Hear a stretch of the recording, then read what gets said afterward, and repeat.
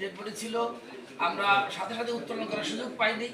আমরা রেজিস্ট্রিকে অবহিত করেছি এবং কোর্টের কনসার্ন নিয়ে তাদের অনুমোদন নিয়ে আমাদের টিউনো মহোদয় এবং ওসি এবং সার্কেল এসপি সহ আমরা এই ডেড বডিকে ডিসেন্টার করা হয়, ডেড বডি উত্তোলন করা হয়েছে। উত্তোলন করে যেটা দেখলাম অত্যন্ত হৃদয় বিদারের একটা ঘটনা। ষাটঊর্ধ্ব সেই মহিলা, ভদ্র মহিলা, গলায় তার ফাঁস দিয়ে তার শাড়ি দিয়ে গলায় ফাঁস দেয়া এবং কোনো রকমে তার ডেড বডিকে কোনো রকমে মাটি চাপা দেওয়ার মতো অবস্থা। কঙ্কাল মনে হচ্ছে, আমি যখন ছবিটাকে দেখালাম বিভিন্ন জায়গায়, কেউ বলে চিকেন ফ্রাই, কেউ বলে মানুষের বডি বোঝার সুযোগ নাই। বয়স্ক লোক, তার ডেড বডি একেবারে সংকুচিত হয়ে কঙ্কাল বের হয়ে আছে। অত্যন্ত হৃদয় বিদারক ঘটনা। আমরা চিন্তা করেছি যেই দুর্বৃত্ত বা যেই সন্ত্রাসী বা যে হত্যাকারী এই কাজটা করেছে, দুটো অপরাধ করেছে আইনের দৃষ্টিতে। একটা হলো তিনি হত্যা করেছেন, দ্বিতীয় হত্যাকে তিনি আবার ডেড বডিকে তিনি আলাদা করে গুম করেছেন, আলাদা ডেড বডিকে তিনি কি বলা হয় ঢেকে রেখেছেন। দুইটা অন্যায়। আমরা তার সন্তান ছিল, তার সন্তানকে ব্যাপক জিজ্ঞাসাবাদ করলাম, কারণ যিনি একমাত্র সন্তান তিনিও ধীরে, তিনিও নেশাগ্রস্ত ছিলেন, মাদকের মামলা ছিল এবং তার তথ্য মতো এলাকার সার্বিক সিচুয়েশন বিশ্লেষণ করে আমাদের রিসার্চ বাকেরগঞ্জ সার্কেল তার টিম এবং আমরা র্যাবের সহকারী এখানে এসপি আছেন, ওনাদেরও সার্বিক সহযোগিতা নিয়েছি। আমরা দেখলাম যে এই হত্যাকাণ্ডের সাথে একাধিক লোক জড়িত ছিল। আমরা গতকালকে প্রযুক্তির মাধ্যমে বিভিন্ন জায়গা থেকে তাদেরকে আমরা অ্যারেস্ট করতে সক্ষম হয়েছি। আমাদের জিজ্ঞাসাবাদে তারা পূর্ণাঙ্গ ঘটনা স্বীকার করেছে এবং যে হত্যাকারী, দুইজন হত্যাকারী ফয়সাল এবং লাল সাক। ফয়সাল এমনই হত্যাকারী, ষাটঊর্ধ্ব একটা বয়স্ক মহিলাকে সে দীর্ঘদিন যাবৎ, যেহেতু মহিলার স্বামী বিধবা মহিলা, একটা মাত্র সন্তান, বাড়িতে থাকে না, এই মহিলাকে সে রেপ করেছে।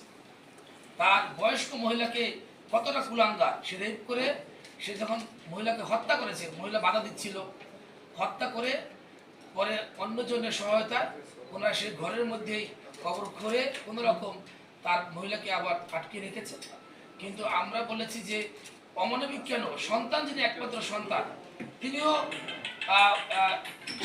সুস্থ নয়, কারণ তিনি গত 6 মাসে একবারও মায়ের খবর রাখেননি।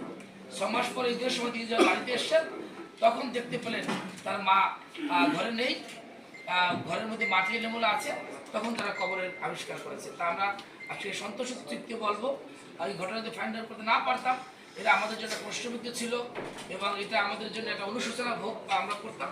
আমরা আমাদের পুরো টিম অনেক কষ্ট করে আমরা এই হত্যার মূল রহস্য উদ্ঘাটন করতে সক্ষম হয়েছি, হত্যাকারীদের অ্যারেস্ট করতে সক্ষম হয়েছি। আমরা আজকে আদালতে সুপর্দ করব, দেন হয়তো বাকি পূর্ণাঙ্গ ঘটনা আমরা বের করতে বেরিয়ে আসতে সক্ষম হবে।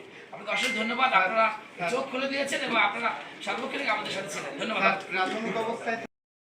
একমাত্র সন্তান যখন বাড়ি ছিলেন, ওরা ছিল ওই মহিলার ঘরে সার্বক্ষণিক তারা নেশাগ্রস্ত ছিল এবং ওই মহিলার ঘরে তারা মদ এবং তারা সব আড্ডা দিত। মহিলা যখনই বাসায় আসতেন তখনই তাদেরকে বারণ করতেন, বাবা আমার ঘরে তোমরা মদ খাবো না, জুয়া খেলার সুযোগ নেই।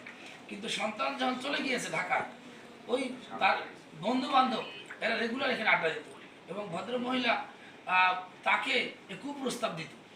এ বাধা দেওয়ার কারণেই এই তাকে তারা হত্যা করেছে। এই সন্তানদেরই বন্ধু, এই তার মূল যে সন্তান আছে তার 2 ছেলে।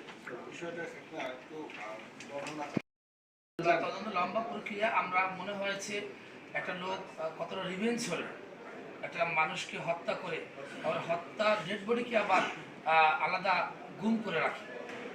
সেই হিসেবে আমাদের মনে হয়েছে কারণ কি, মহিলা তেমন ধনাঢ্য মহিলা নয়, বিশাল সম্পদের মালিক না। আপনারা দেখবেন ছোট্ট একটা করে ঘর, ছোট্ট একটা ঘর, যেই ঘরে মানে কোনো লোক গিয়ে দেখেও নাই এই মহিলা খবর নেয়নি গত 6 মাসে। হয়তো সন্তান নিজে বাড়িতে না আসলেও আরও 1 বছর হয়তো কেউ খবর নিত না। তা আমরা সেই সব দিক বিবেচনা করে দেখলাম যে হয়তো এই কোয়ালিটির লোকেই হবে, জায়গা জমি দ্বন্দ্ব হতে পারে, পারিবারিক দ্বন্দ্ব হতে পারে বা অন্য কোনো ঝামেলা হতে পারে। সার্বিক বিবেচনা করে আমরা সন্তানকে আগে আমরা নিয়ে আসছি আমাদের গ্রিপে এবং সন্তানের জিজ্ঞাসাবাদ করেছি। তারও কোনো ব্যাখ্যা নেই, স্যার আমি হত্যা করিনি, আমার কোনো সন্দেহ নেই, আমি সমাজে বাড়িতে আসি না। তারপর আমাদের মনে হয়েছে ওখানে আমরা দেখলাম আশেপাশে সকল লোকের খবর নিয়েছে। আমরা দেখেছি ঘটনার পরেই একটা ভদ্রলোক তার ফ্রিজ টিভি বিক্রি করে সেও এলাকা থেকে 6 মাস এলাকা ছাড়া। ওই এলাকা চরমুদ্দি এলাকার ওসি আছেন। আমরা সর্বব্যাপী কম্প্রিহেন্সিভ স্টাডি করেছি, দেখলাম যে এই ঘটনার পরে একটা লোক এলাকা থেকে এলাকায় না, আমাদের সন্দেহ আরো বাড়লো। কোথায় আছে, কিভাবে আছে, কোনো ডিটেলস, পুরো ফ্যামিলিতে ডিটেলস। তাই আমরা তথ্য প্রযুক্তির সহায়তা নিয়ে তাকে অ্যারেস্ট করার পরে মোটামুটি সমস্ত সেই ঘটনা আমাদের উন্মোচন হয়েছে। এই 6 মাসেও স্যার ওই